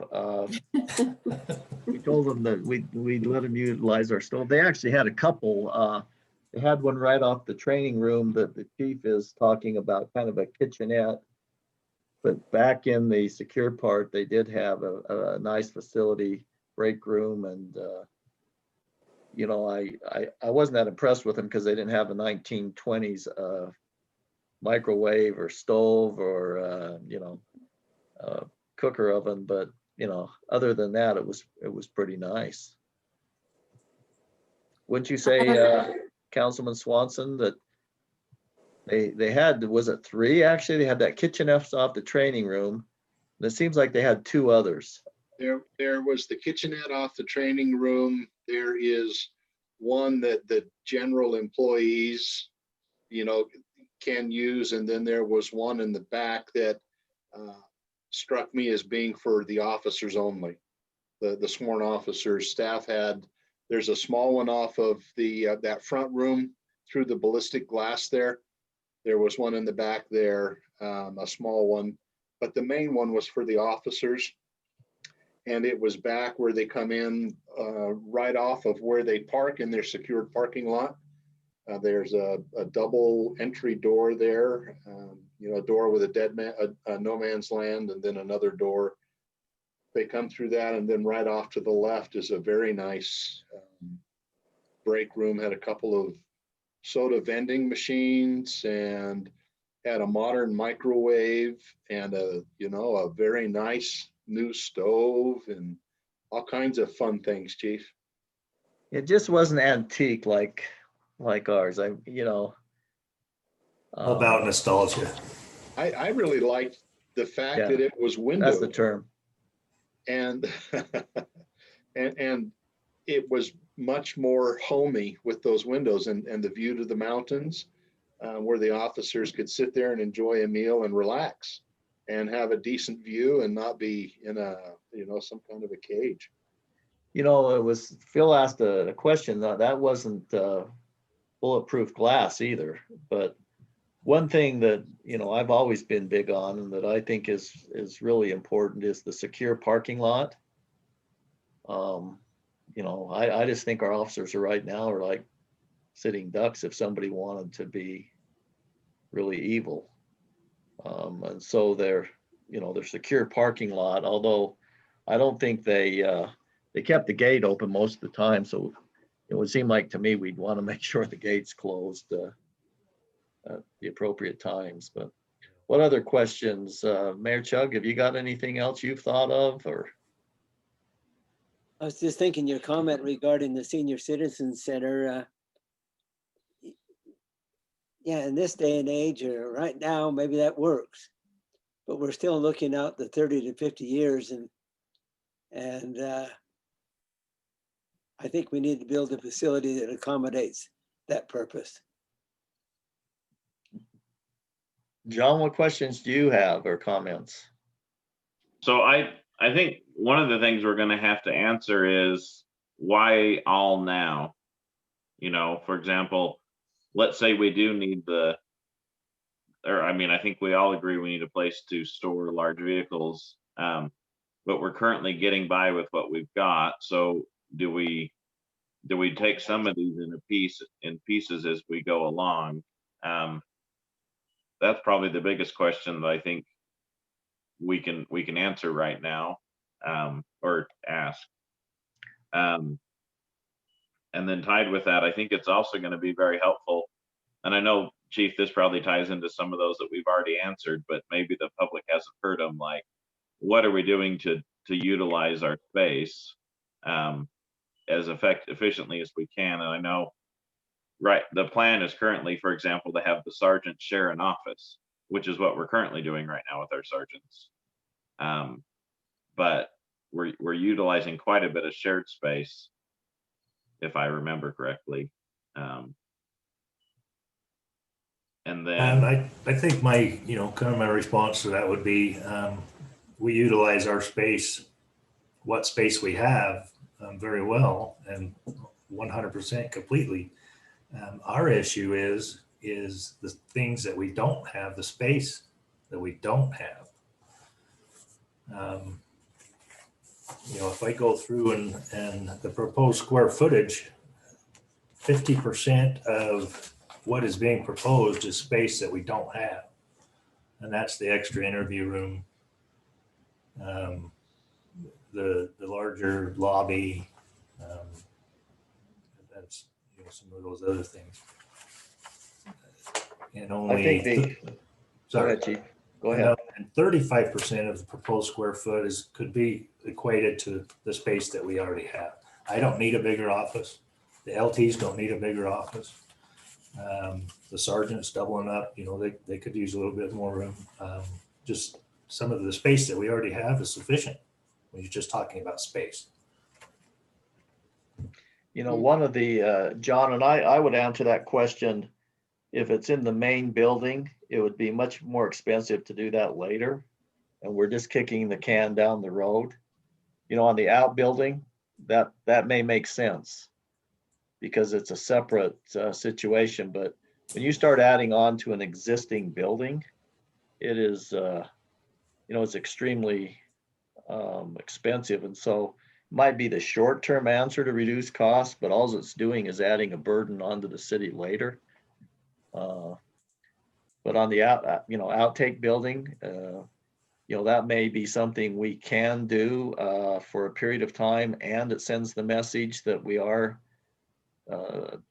trying to be fiscally responsible. But I can just tell you from experience, adding on to an existing building, it's disruptive and it's very, very expensive. So I think we could surely answer that. For those of you who follow social media, the question is, well, why would you do this now when the economy is down? Well, first of all, our city's not indicating the economy is down. I mean, you look at our sales tax numbers, And, depending on how we do this, as Councilman Swanson pointed out to Representative Wilcox, is let's say we did we went with the general obligation bond in November. Construction, the actual property tax increase, John, wouldn't take effect till the next year, I'm assuming.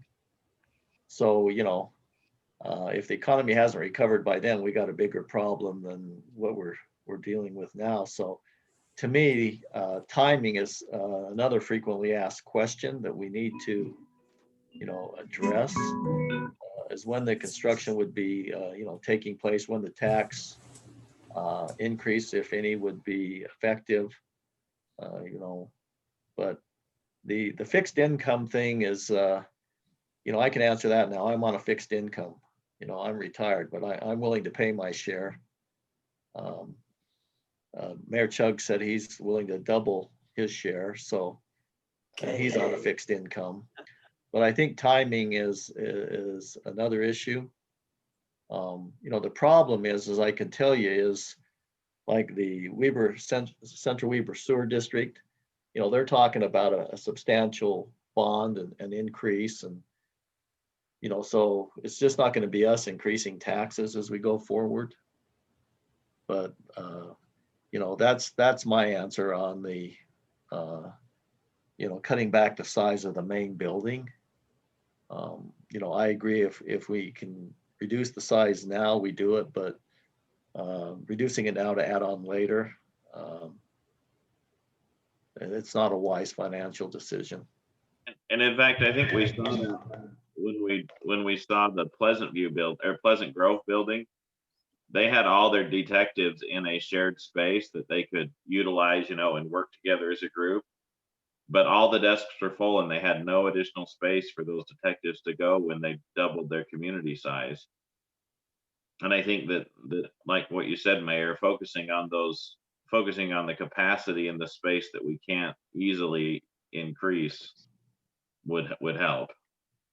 Well, and the chief's gonna, we had a nice discussion with the chief the other day, and he's identified the need. It's not a new need, but for 2 officers. So now where do we put them? Yeah. We've utilized the space, quite well now, but Mayor. you can only put so many sardines in a can, so to speak. Mayor, Yes, Councilman Swanson. years ago, and this really is going somewhere. Years ago, I used to teach basic rock climbing, rope skills, rappelling, all of those kinds of things. What I feel like is when we talk about making do, that we're getting by, it'd be like, I know how to make a rescue harness out of just nylon webbing. You come across somebody, you got to get them off the mountain. I can make a harness, and Cheryl's cringing over there at the thought of this, but I can make a harness that can, in an emergency, get you off the mountain. That doesn't mean that the appropriate thing to do is to not use harnesses and invest, instead of $3 or $5 worth of nylon webbing and make a harness, invest $250 in appropriate harnesses to be used. And I think that's some of the explanation that we need to have as we talk about a holding cell, a hard interview room, a bay where we can go through a vehicle. We need to talk about, are there evidentiary concerns? Is the evidence really secure? Can it be challenged because it's being held in the old Public Works building rather than in a secure facility that the public really can't get to? I think those are the kinds of answers that we have to give. That, okay, what does getting by mean? I mean, if somebody were to ask me, can you teach a class on rappelling? And I say, yeah, I've got the equipment to get by, without telling them that I'm going to put your kid in a piece of nylon webbing and you hope that I remember how to do the knots correctly. That's different than I have the appropriate equipment to do it right and protect the kids. And so the kids in this instance is our public. It is the citizens of North Ogden. So Is there, we have to explain in very simple detail the reasons why getting by isn't good enough. Well, yeah, once again, safety, we have no safety right now. We actually have absolutely no safety, in my opinion. Right. But, you know, when you're talking about real estate too, and, you know, it's a little bit different here, but it's all about utilization. You've heard me use the example before. The problem we've got, well, they've got now at Associated Food Stores, right, is on Fridays and Mondays, they're utilizing every single truck they have. On Tuesday, Wednesday, and Thursdays, you drive by there and there's just trucks lined up, but you have to build to the reasonable expectation. But, you know, once again, I think to have a $500,000 building to maybe a once a year thing when there's other alternatives is something that's hard to justify. So, you know, you've got to look at the risk. You know, I'll give you another example. There's high risk items in inventory in our distribution center.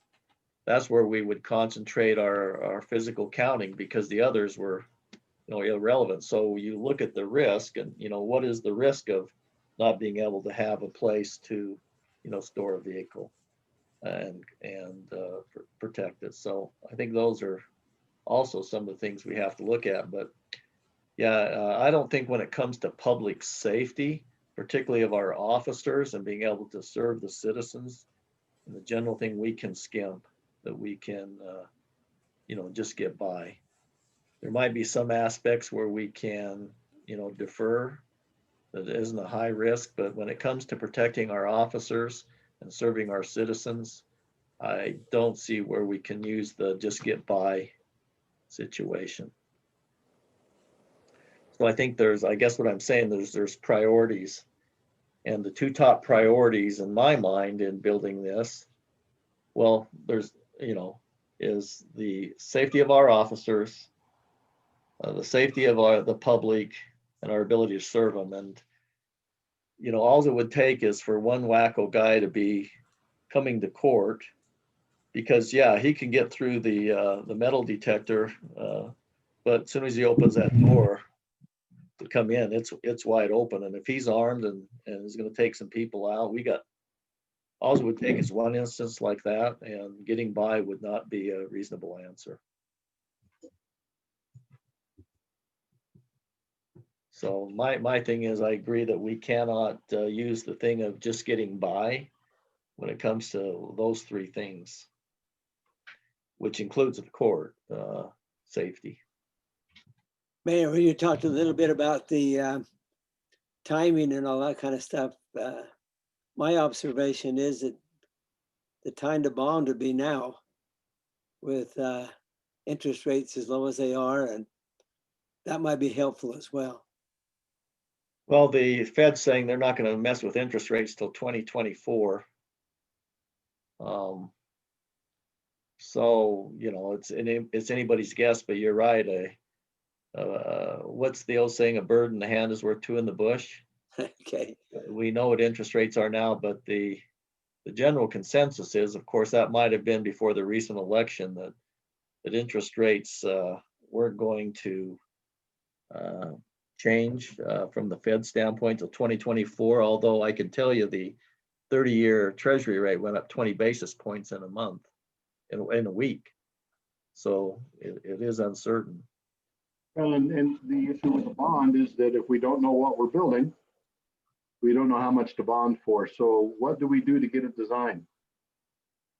Once again, I think, you know, the council needs to go through, you know, the most detailed drawings we have now and see if there's any adjustments, as we talked about. Is there room to reduce the number of things or the size? And then I think our commitment is that we're going to go out and get an architectural rendering of the building, where I think we've committed to, John estimated that'd be about $250,000. at that point in time, we can get our hands around the best estimate of cost that we can get. So I think that's the next step, is to finalize, you know, the needs and the size and what we're going to maybe defer, and what we're not, and then we can get an architectural estimate. Mayor, Yes, Councilwoman. I just have a question. Since I wasn't able to go on any of those tours of the police stations, were they all one level, or did some of them go up? Were there two and upstairs, or just all one level? Kaysville was one level, wasn't it? Kaysville's one level. I think it was Tooele. Remind me, John, I think it was Tooele that had 2 levels. Pleasant Grove has 2 levels. Yeah, Tooele is a one level. Question might be asked too from a construction point. They'll tell you it's cheaper to go up than to go out. But I don't know how efficient that would be on keeping, you know, everything together, is to have people coming up and downstairs or main level. But that's the question you might get asked too. It's cheaper to go up than out. Hey, John, do you remember JRCA actually addressed that? And I believe that if I remember right, they said just the opposite. It was cheaper to go out than up because of fire risers, and they named it, you know, elevators, stairs, all those things. I think they did mention some things like that, because like you had stairwells, you add a whole bunch of square feet that you don't actually, that doesn't usable. And I think they talked about if you've got the property available, that helps too. You know, like Pleasant Grove had to go up because they couldn't buy any more property in their downtown where they were trying to build. But I'll pull up their plan and look at it again, because I think they addressed that in there. But John, refresh my memory, and go back to Councilwoman Ekstrom's comment of, you know, she wanted to see what kind of, and this was just an example, what kind of doorknobs were in the situation. Has the council really seen the initial drawings of this and had a chance to really go through them? No, we've pretty much got stick figures, and then they've used an estimated per square foot cost. And I believe they estimated $400 a square foot. Does that sound right, Chief? Yeah, but I'm looking at, you know, do we have any type of floor plan that shows what's being anticipated here? Or, I mean, how can the council answer the question that they've kind of gone through and sifted through everything? Oh, the only thing that was presented was in that needs assessment was the footprint. It was just they presented 2 or 3 options for footprint for the existing for the land we're on now. And I think we decided on one of those, but nothing on the inside of rooms or anything. Size of the training room or number of holding cells, or as far as a visual, no, but they did give square footage of each and everything from a closet to Did it have 2 holding cells, for instance? Did it have a large?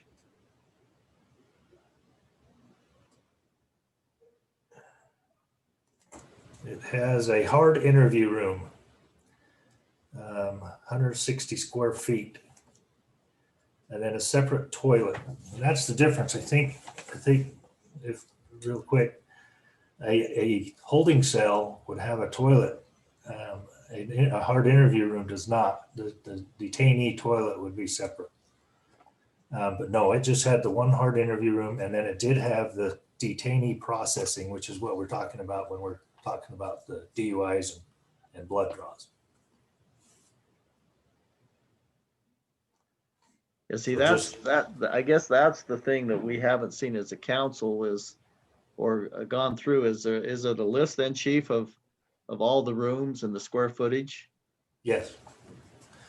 Not only JRCA presented that in the report, which we did was I can't remember, that was when that was, but it was presented in a council meeting. And then there was also, I kind of went through on my own and took every square foot of that proposal and assigned it to it, basically whether it is it a critical need or is it just a need, and what's contributed to growth. Because I'm not sure, let me just ask Council Member Stoker and Council Member Swanson if they recall that and if they've gone through that in detail to give their comments. I mean, the chief did present that, but my question is, has the council really taken the time to go through and understand that? I mean, went through it, but I don't remember, I don't think I asked a whole lot of questions, and I don't, maybe correct me, Phil, if I'm wrong, but the council hasn't seen that in, detail or had time to go through everything. As a council, we've seen it, but go through it in detail and make determinations. This goes, this stays, this is a yes, this is a no. We haven't done that. I was just going to ask Mayor if we could look at February 2nd and have a council work session where we can sit down with that list with chief and perhaps committee members, and we can go through that process where we get that done, so that then we can go to whoever and get that rendering done so that we have an idea. And chief, down at Kaysville, neither of the holding cells nor the hard interview room had toilets in them. They did have a separate detainee toilet that had, the flushing switch on the outside, so that no evidence can be flushed. But that was how they had it there. Okay. Yeah, I still don't see the need for four of those rooms. Yeah, and that's been a great clarification, Chief. Thank you. Well, Chief, can you send out that list of rooms and square footage, and then I'm sorry to have you do that again, but I think the answer is the council really hasn't done that. You bet. I can send that out. Well, and if we do it in a work session, that's a public meeting, we can make those decisions. It's recorded. We've gone through and taken that in detail. Hopefully all our council will come very prepared for that meeting, ready to make decisions, and then we can move forward from there. If you could get that out again, and I apologize, but I think with everything else that's been going on, and now that we've made the commitment to get this thing rolling forward quickly, John, I don't know if you saw that, responded on the general obligation bond. August 19th is a critical date. Right. But I think the council also needs to decide if there's going to be a general obligation bond or if it's going to be a revenue bond, what they want to do. I mean, I've expressed my opinion, but that doesn't mean it's the right thing. It's a council decision to do. So I think that discussion needs to be had also, because we've kind of talked about it and we've kind of,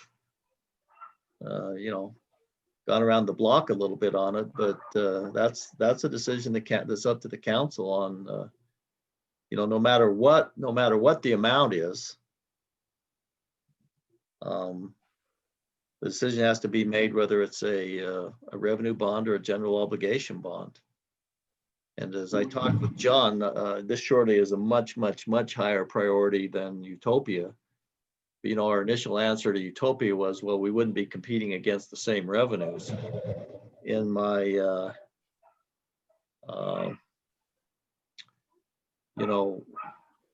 sorry, my dog he hasn't made it to puppy school yet, and they just deferred his enrollment for another week. So I might go totally crazy between now and when I get into puppy school. But, I just think that discussion needs to take place, because we would be competing, I think, John, with the same revenues. And so that would change our response to Utopia, which isn't a problem. You know, it's interesting, you get a lot more comments of citizens willing to have us have a contingent liability for a $17 million bond because they want internet, but they're fighting any type of bond on the police station. So Yeah. And I actually have a phone call with a group tomorrow where they are, you know, they also do fiber, but they sounding like they would not require us to be on the same hook, although it might be a different hook, right? So, Is that the email I sent you, John? yeah. Okay. On the, And also for those February of us 2nd, who like a hard copy, something to hold besides on the computer, can I get one of those, of that sheet, chief, of the breakdown? Thank you. Yeah, I'd rather have a hard copy. okay. Thank you. Mayor, perhaps our 2 agenda items then on the 2nd of February, if we have that meeting, would be 1, we go through this list, and 2, we discuss the pros and cons of a GO bond versus a revenue bond. And start trying to nail down, and maybe we can nail down that night as a council, which direction council is leaning and wants to go, and move forward. and it's my intention too to have my entire article for the February connection dedicated to the public safety project. So that'll also, it's amazing, I didn't know that many people read the articles in the Connection magazine, but apparently they do. Well, you know, it seems like to me the main issues the citizens are considering a GO bond versus a revenue bond is they have a say in the GO bond, they have no say in the revenue bond. I mean, to me, that's the simple thing from the community standpoint. Because I don't think there's much difference in interest rates. I think there's a little bit we identified, John, in our research, but to Councilman Swanson's point, when do we bring Zions into this discussion? If we're going to be talking about revenue versus GO, once again, it's the old thing, a profit's not accepted in their own country, so any third-party independent information we get is probably more meaningful. And I did reach out to them. They are working on an estimate for a GO bond versus a revenue bond. Same terms, you know, $10 million bond over 30 years is just what I told them to start with. So, or no, 20 years. Yeah. Yeah, and it might be good to have different alternatives. Would they be ready to discuss that on February 2nd? They should be. Why don't you confirm that? Have we heard back from Mr. Bowler? Yes, he gave me a comparable market analysis that came in about 260. Most of the houses, though, we both anticipate are in better shape than that one is. But kind of the general feeling is if you own a house in North Ogden, it's worth over 200. And so it's kind of a, you know, it's going to be a negotiation with the existing owner. Well, if you have a shed in North Ogden, it's worth 200,000, Right. let alone a home. Yeah. That's why we're going to annex Perry in so we can get our assessments down a little bit. What else, John? How are we progressing on the things we committed to in our work session last week? I want to make sure we're moving along on those. So let me just pull up my. Sorry, I've got the list on my phone. And while you're looking at the list, John, we probably ought to find out, you know, what the estimated construction period would be. You know, obviously, if we go with a revenue bond, you can do that fairly quickly. That might accelerate the construction time. If we go with the general obligation bond, we know we probably wouldn't be starting construction till sometime in 2022, right? Because property tax collections wouldn't happen till basically November of 2022, right? To fund the bond. And we could Yeah, defer payments on the bond, I'm sure. yeah. I was gonna say they'll usually it is a once a year payment. Some of them are twice a year. But yeah, we'd want to coordinate it so that the first receipt of the revenues was matching the first expense for the bond. And John, I Evidence. think, oh, excuse me, I think the other thing is we need to determine how much we may have in capital projects funding that we could use to minimize the bond. I think the information Evan gave me that we've got about 2.2 million in there, but I think we've got $1 million committed for the pond park, don't we? That wasn't that where it'd come out of as capital expenditures fund? Yeah. So, you know, we've got over $1 million committed to that pond that we can't use for the public safety building. Yeah. So I've got this list. It's the revenue estimate, which is what Evan gave you already, of kind of where our revenues are for the year. Right. And then the next item, expenses per 1 million. That's what Zines is working on. Kind of that par estimate on what we think it's going to be. And then we didn't get the expenses that where we're at this year, so we don't know how much we are for the bond, or sorry, excess revenues yet. We got the CMA from Robert. We didn't work on a mailer yet for the police station, but I have also been talking to the magazine about putting together a story. Sounds like, Mayor, if you're doing yours this month, maybe we should focus on the police story for next month, or do you want to do them both in the same? I think they were planning to take some pictures and kind of write an article about it, is what I talked to them. Mine was just more about this is our #1 priority. And, you know, I hope the council agrees. You know, there's a lot of things out there that people would like. You know, Councilman Swanson mentioned the fact that he'd like to have the Swanson Recreation Center built in the city. We had a discussion about that, but you know, there's a lot of people that think there's a lot of different priorities, and I think we all need to be on the same page as citizens and as the leadership in the city that this is our #1 priority. That this may result in some other things being deferred.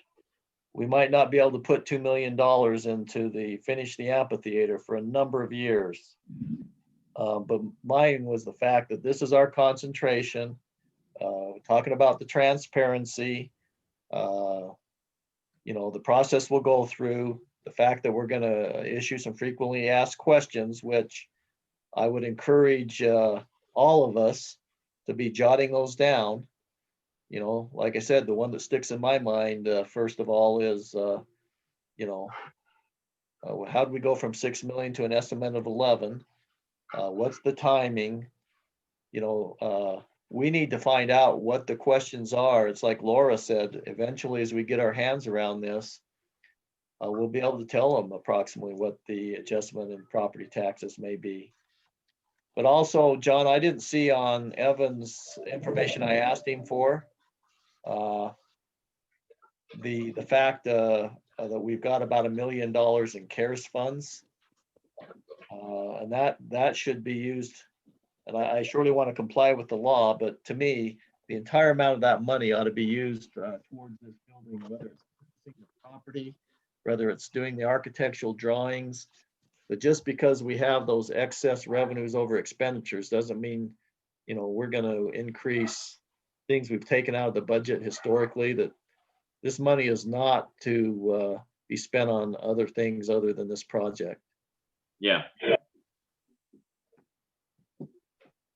You know, I'm finding out that there's when government gets $1, there's always $1.50 way to spend it.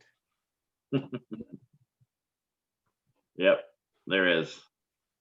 And you know, we're going to keep this dollar for its purpose and utilize it. And anything else, but Chief and Mayor, Councilman Swanson, Councilwoman Stoker, please start jotting down frequently asked questions. Why it doesn't make sense to delay it, what the timing would be, all those type of things. I'm surely going to be talking to some of my neighbors to ask what's on their mind, make sure we're asking their questions. I'd ask you to do the same. Okay. Because I found out the questions we may have will be totally irrelevant to what's on the citizens' mind. It reminds me of one time as an executive group, we went through all these great things that we were going to give to the employees to try to help with morale. The only thing that was important to them is that we put a refrigerator in the break room, a larger refrigerator, so they'd have a place to put their stuff. So I learned a great lesson there. Anything else, Councilman Swanson, Councilwoman Stoker? No. Oh, no. Thank everyone for their time this morning. This is our #1 goal, to get this thing accomplished. It's going to take some courage and it's going to take some effort, but once again, as somebody said, the fear that the chief has is this has been talked about for 5 or 10 years and nothing's happened. Our commitment is one way or another, something will happen. And our hope is that the positive will happen, but no more kicking down the road. So that's our commitment. Is that okay, Chief? Sounds good to me. I think this was a great meeting.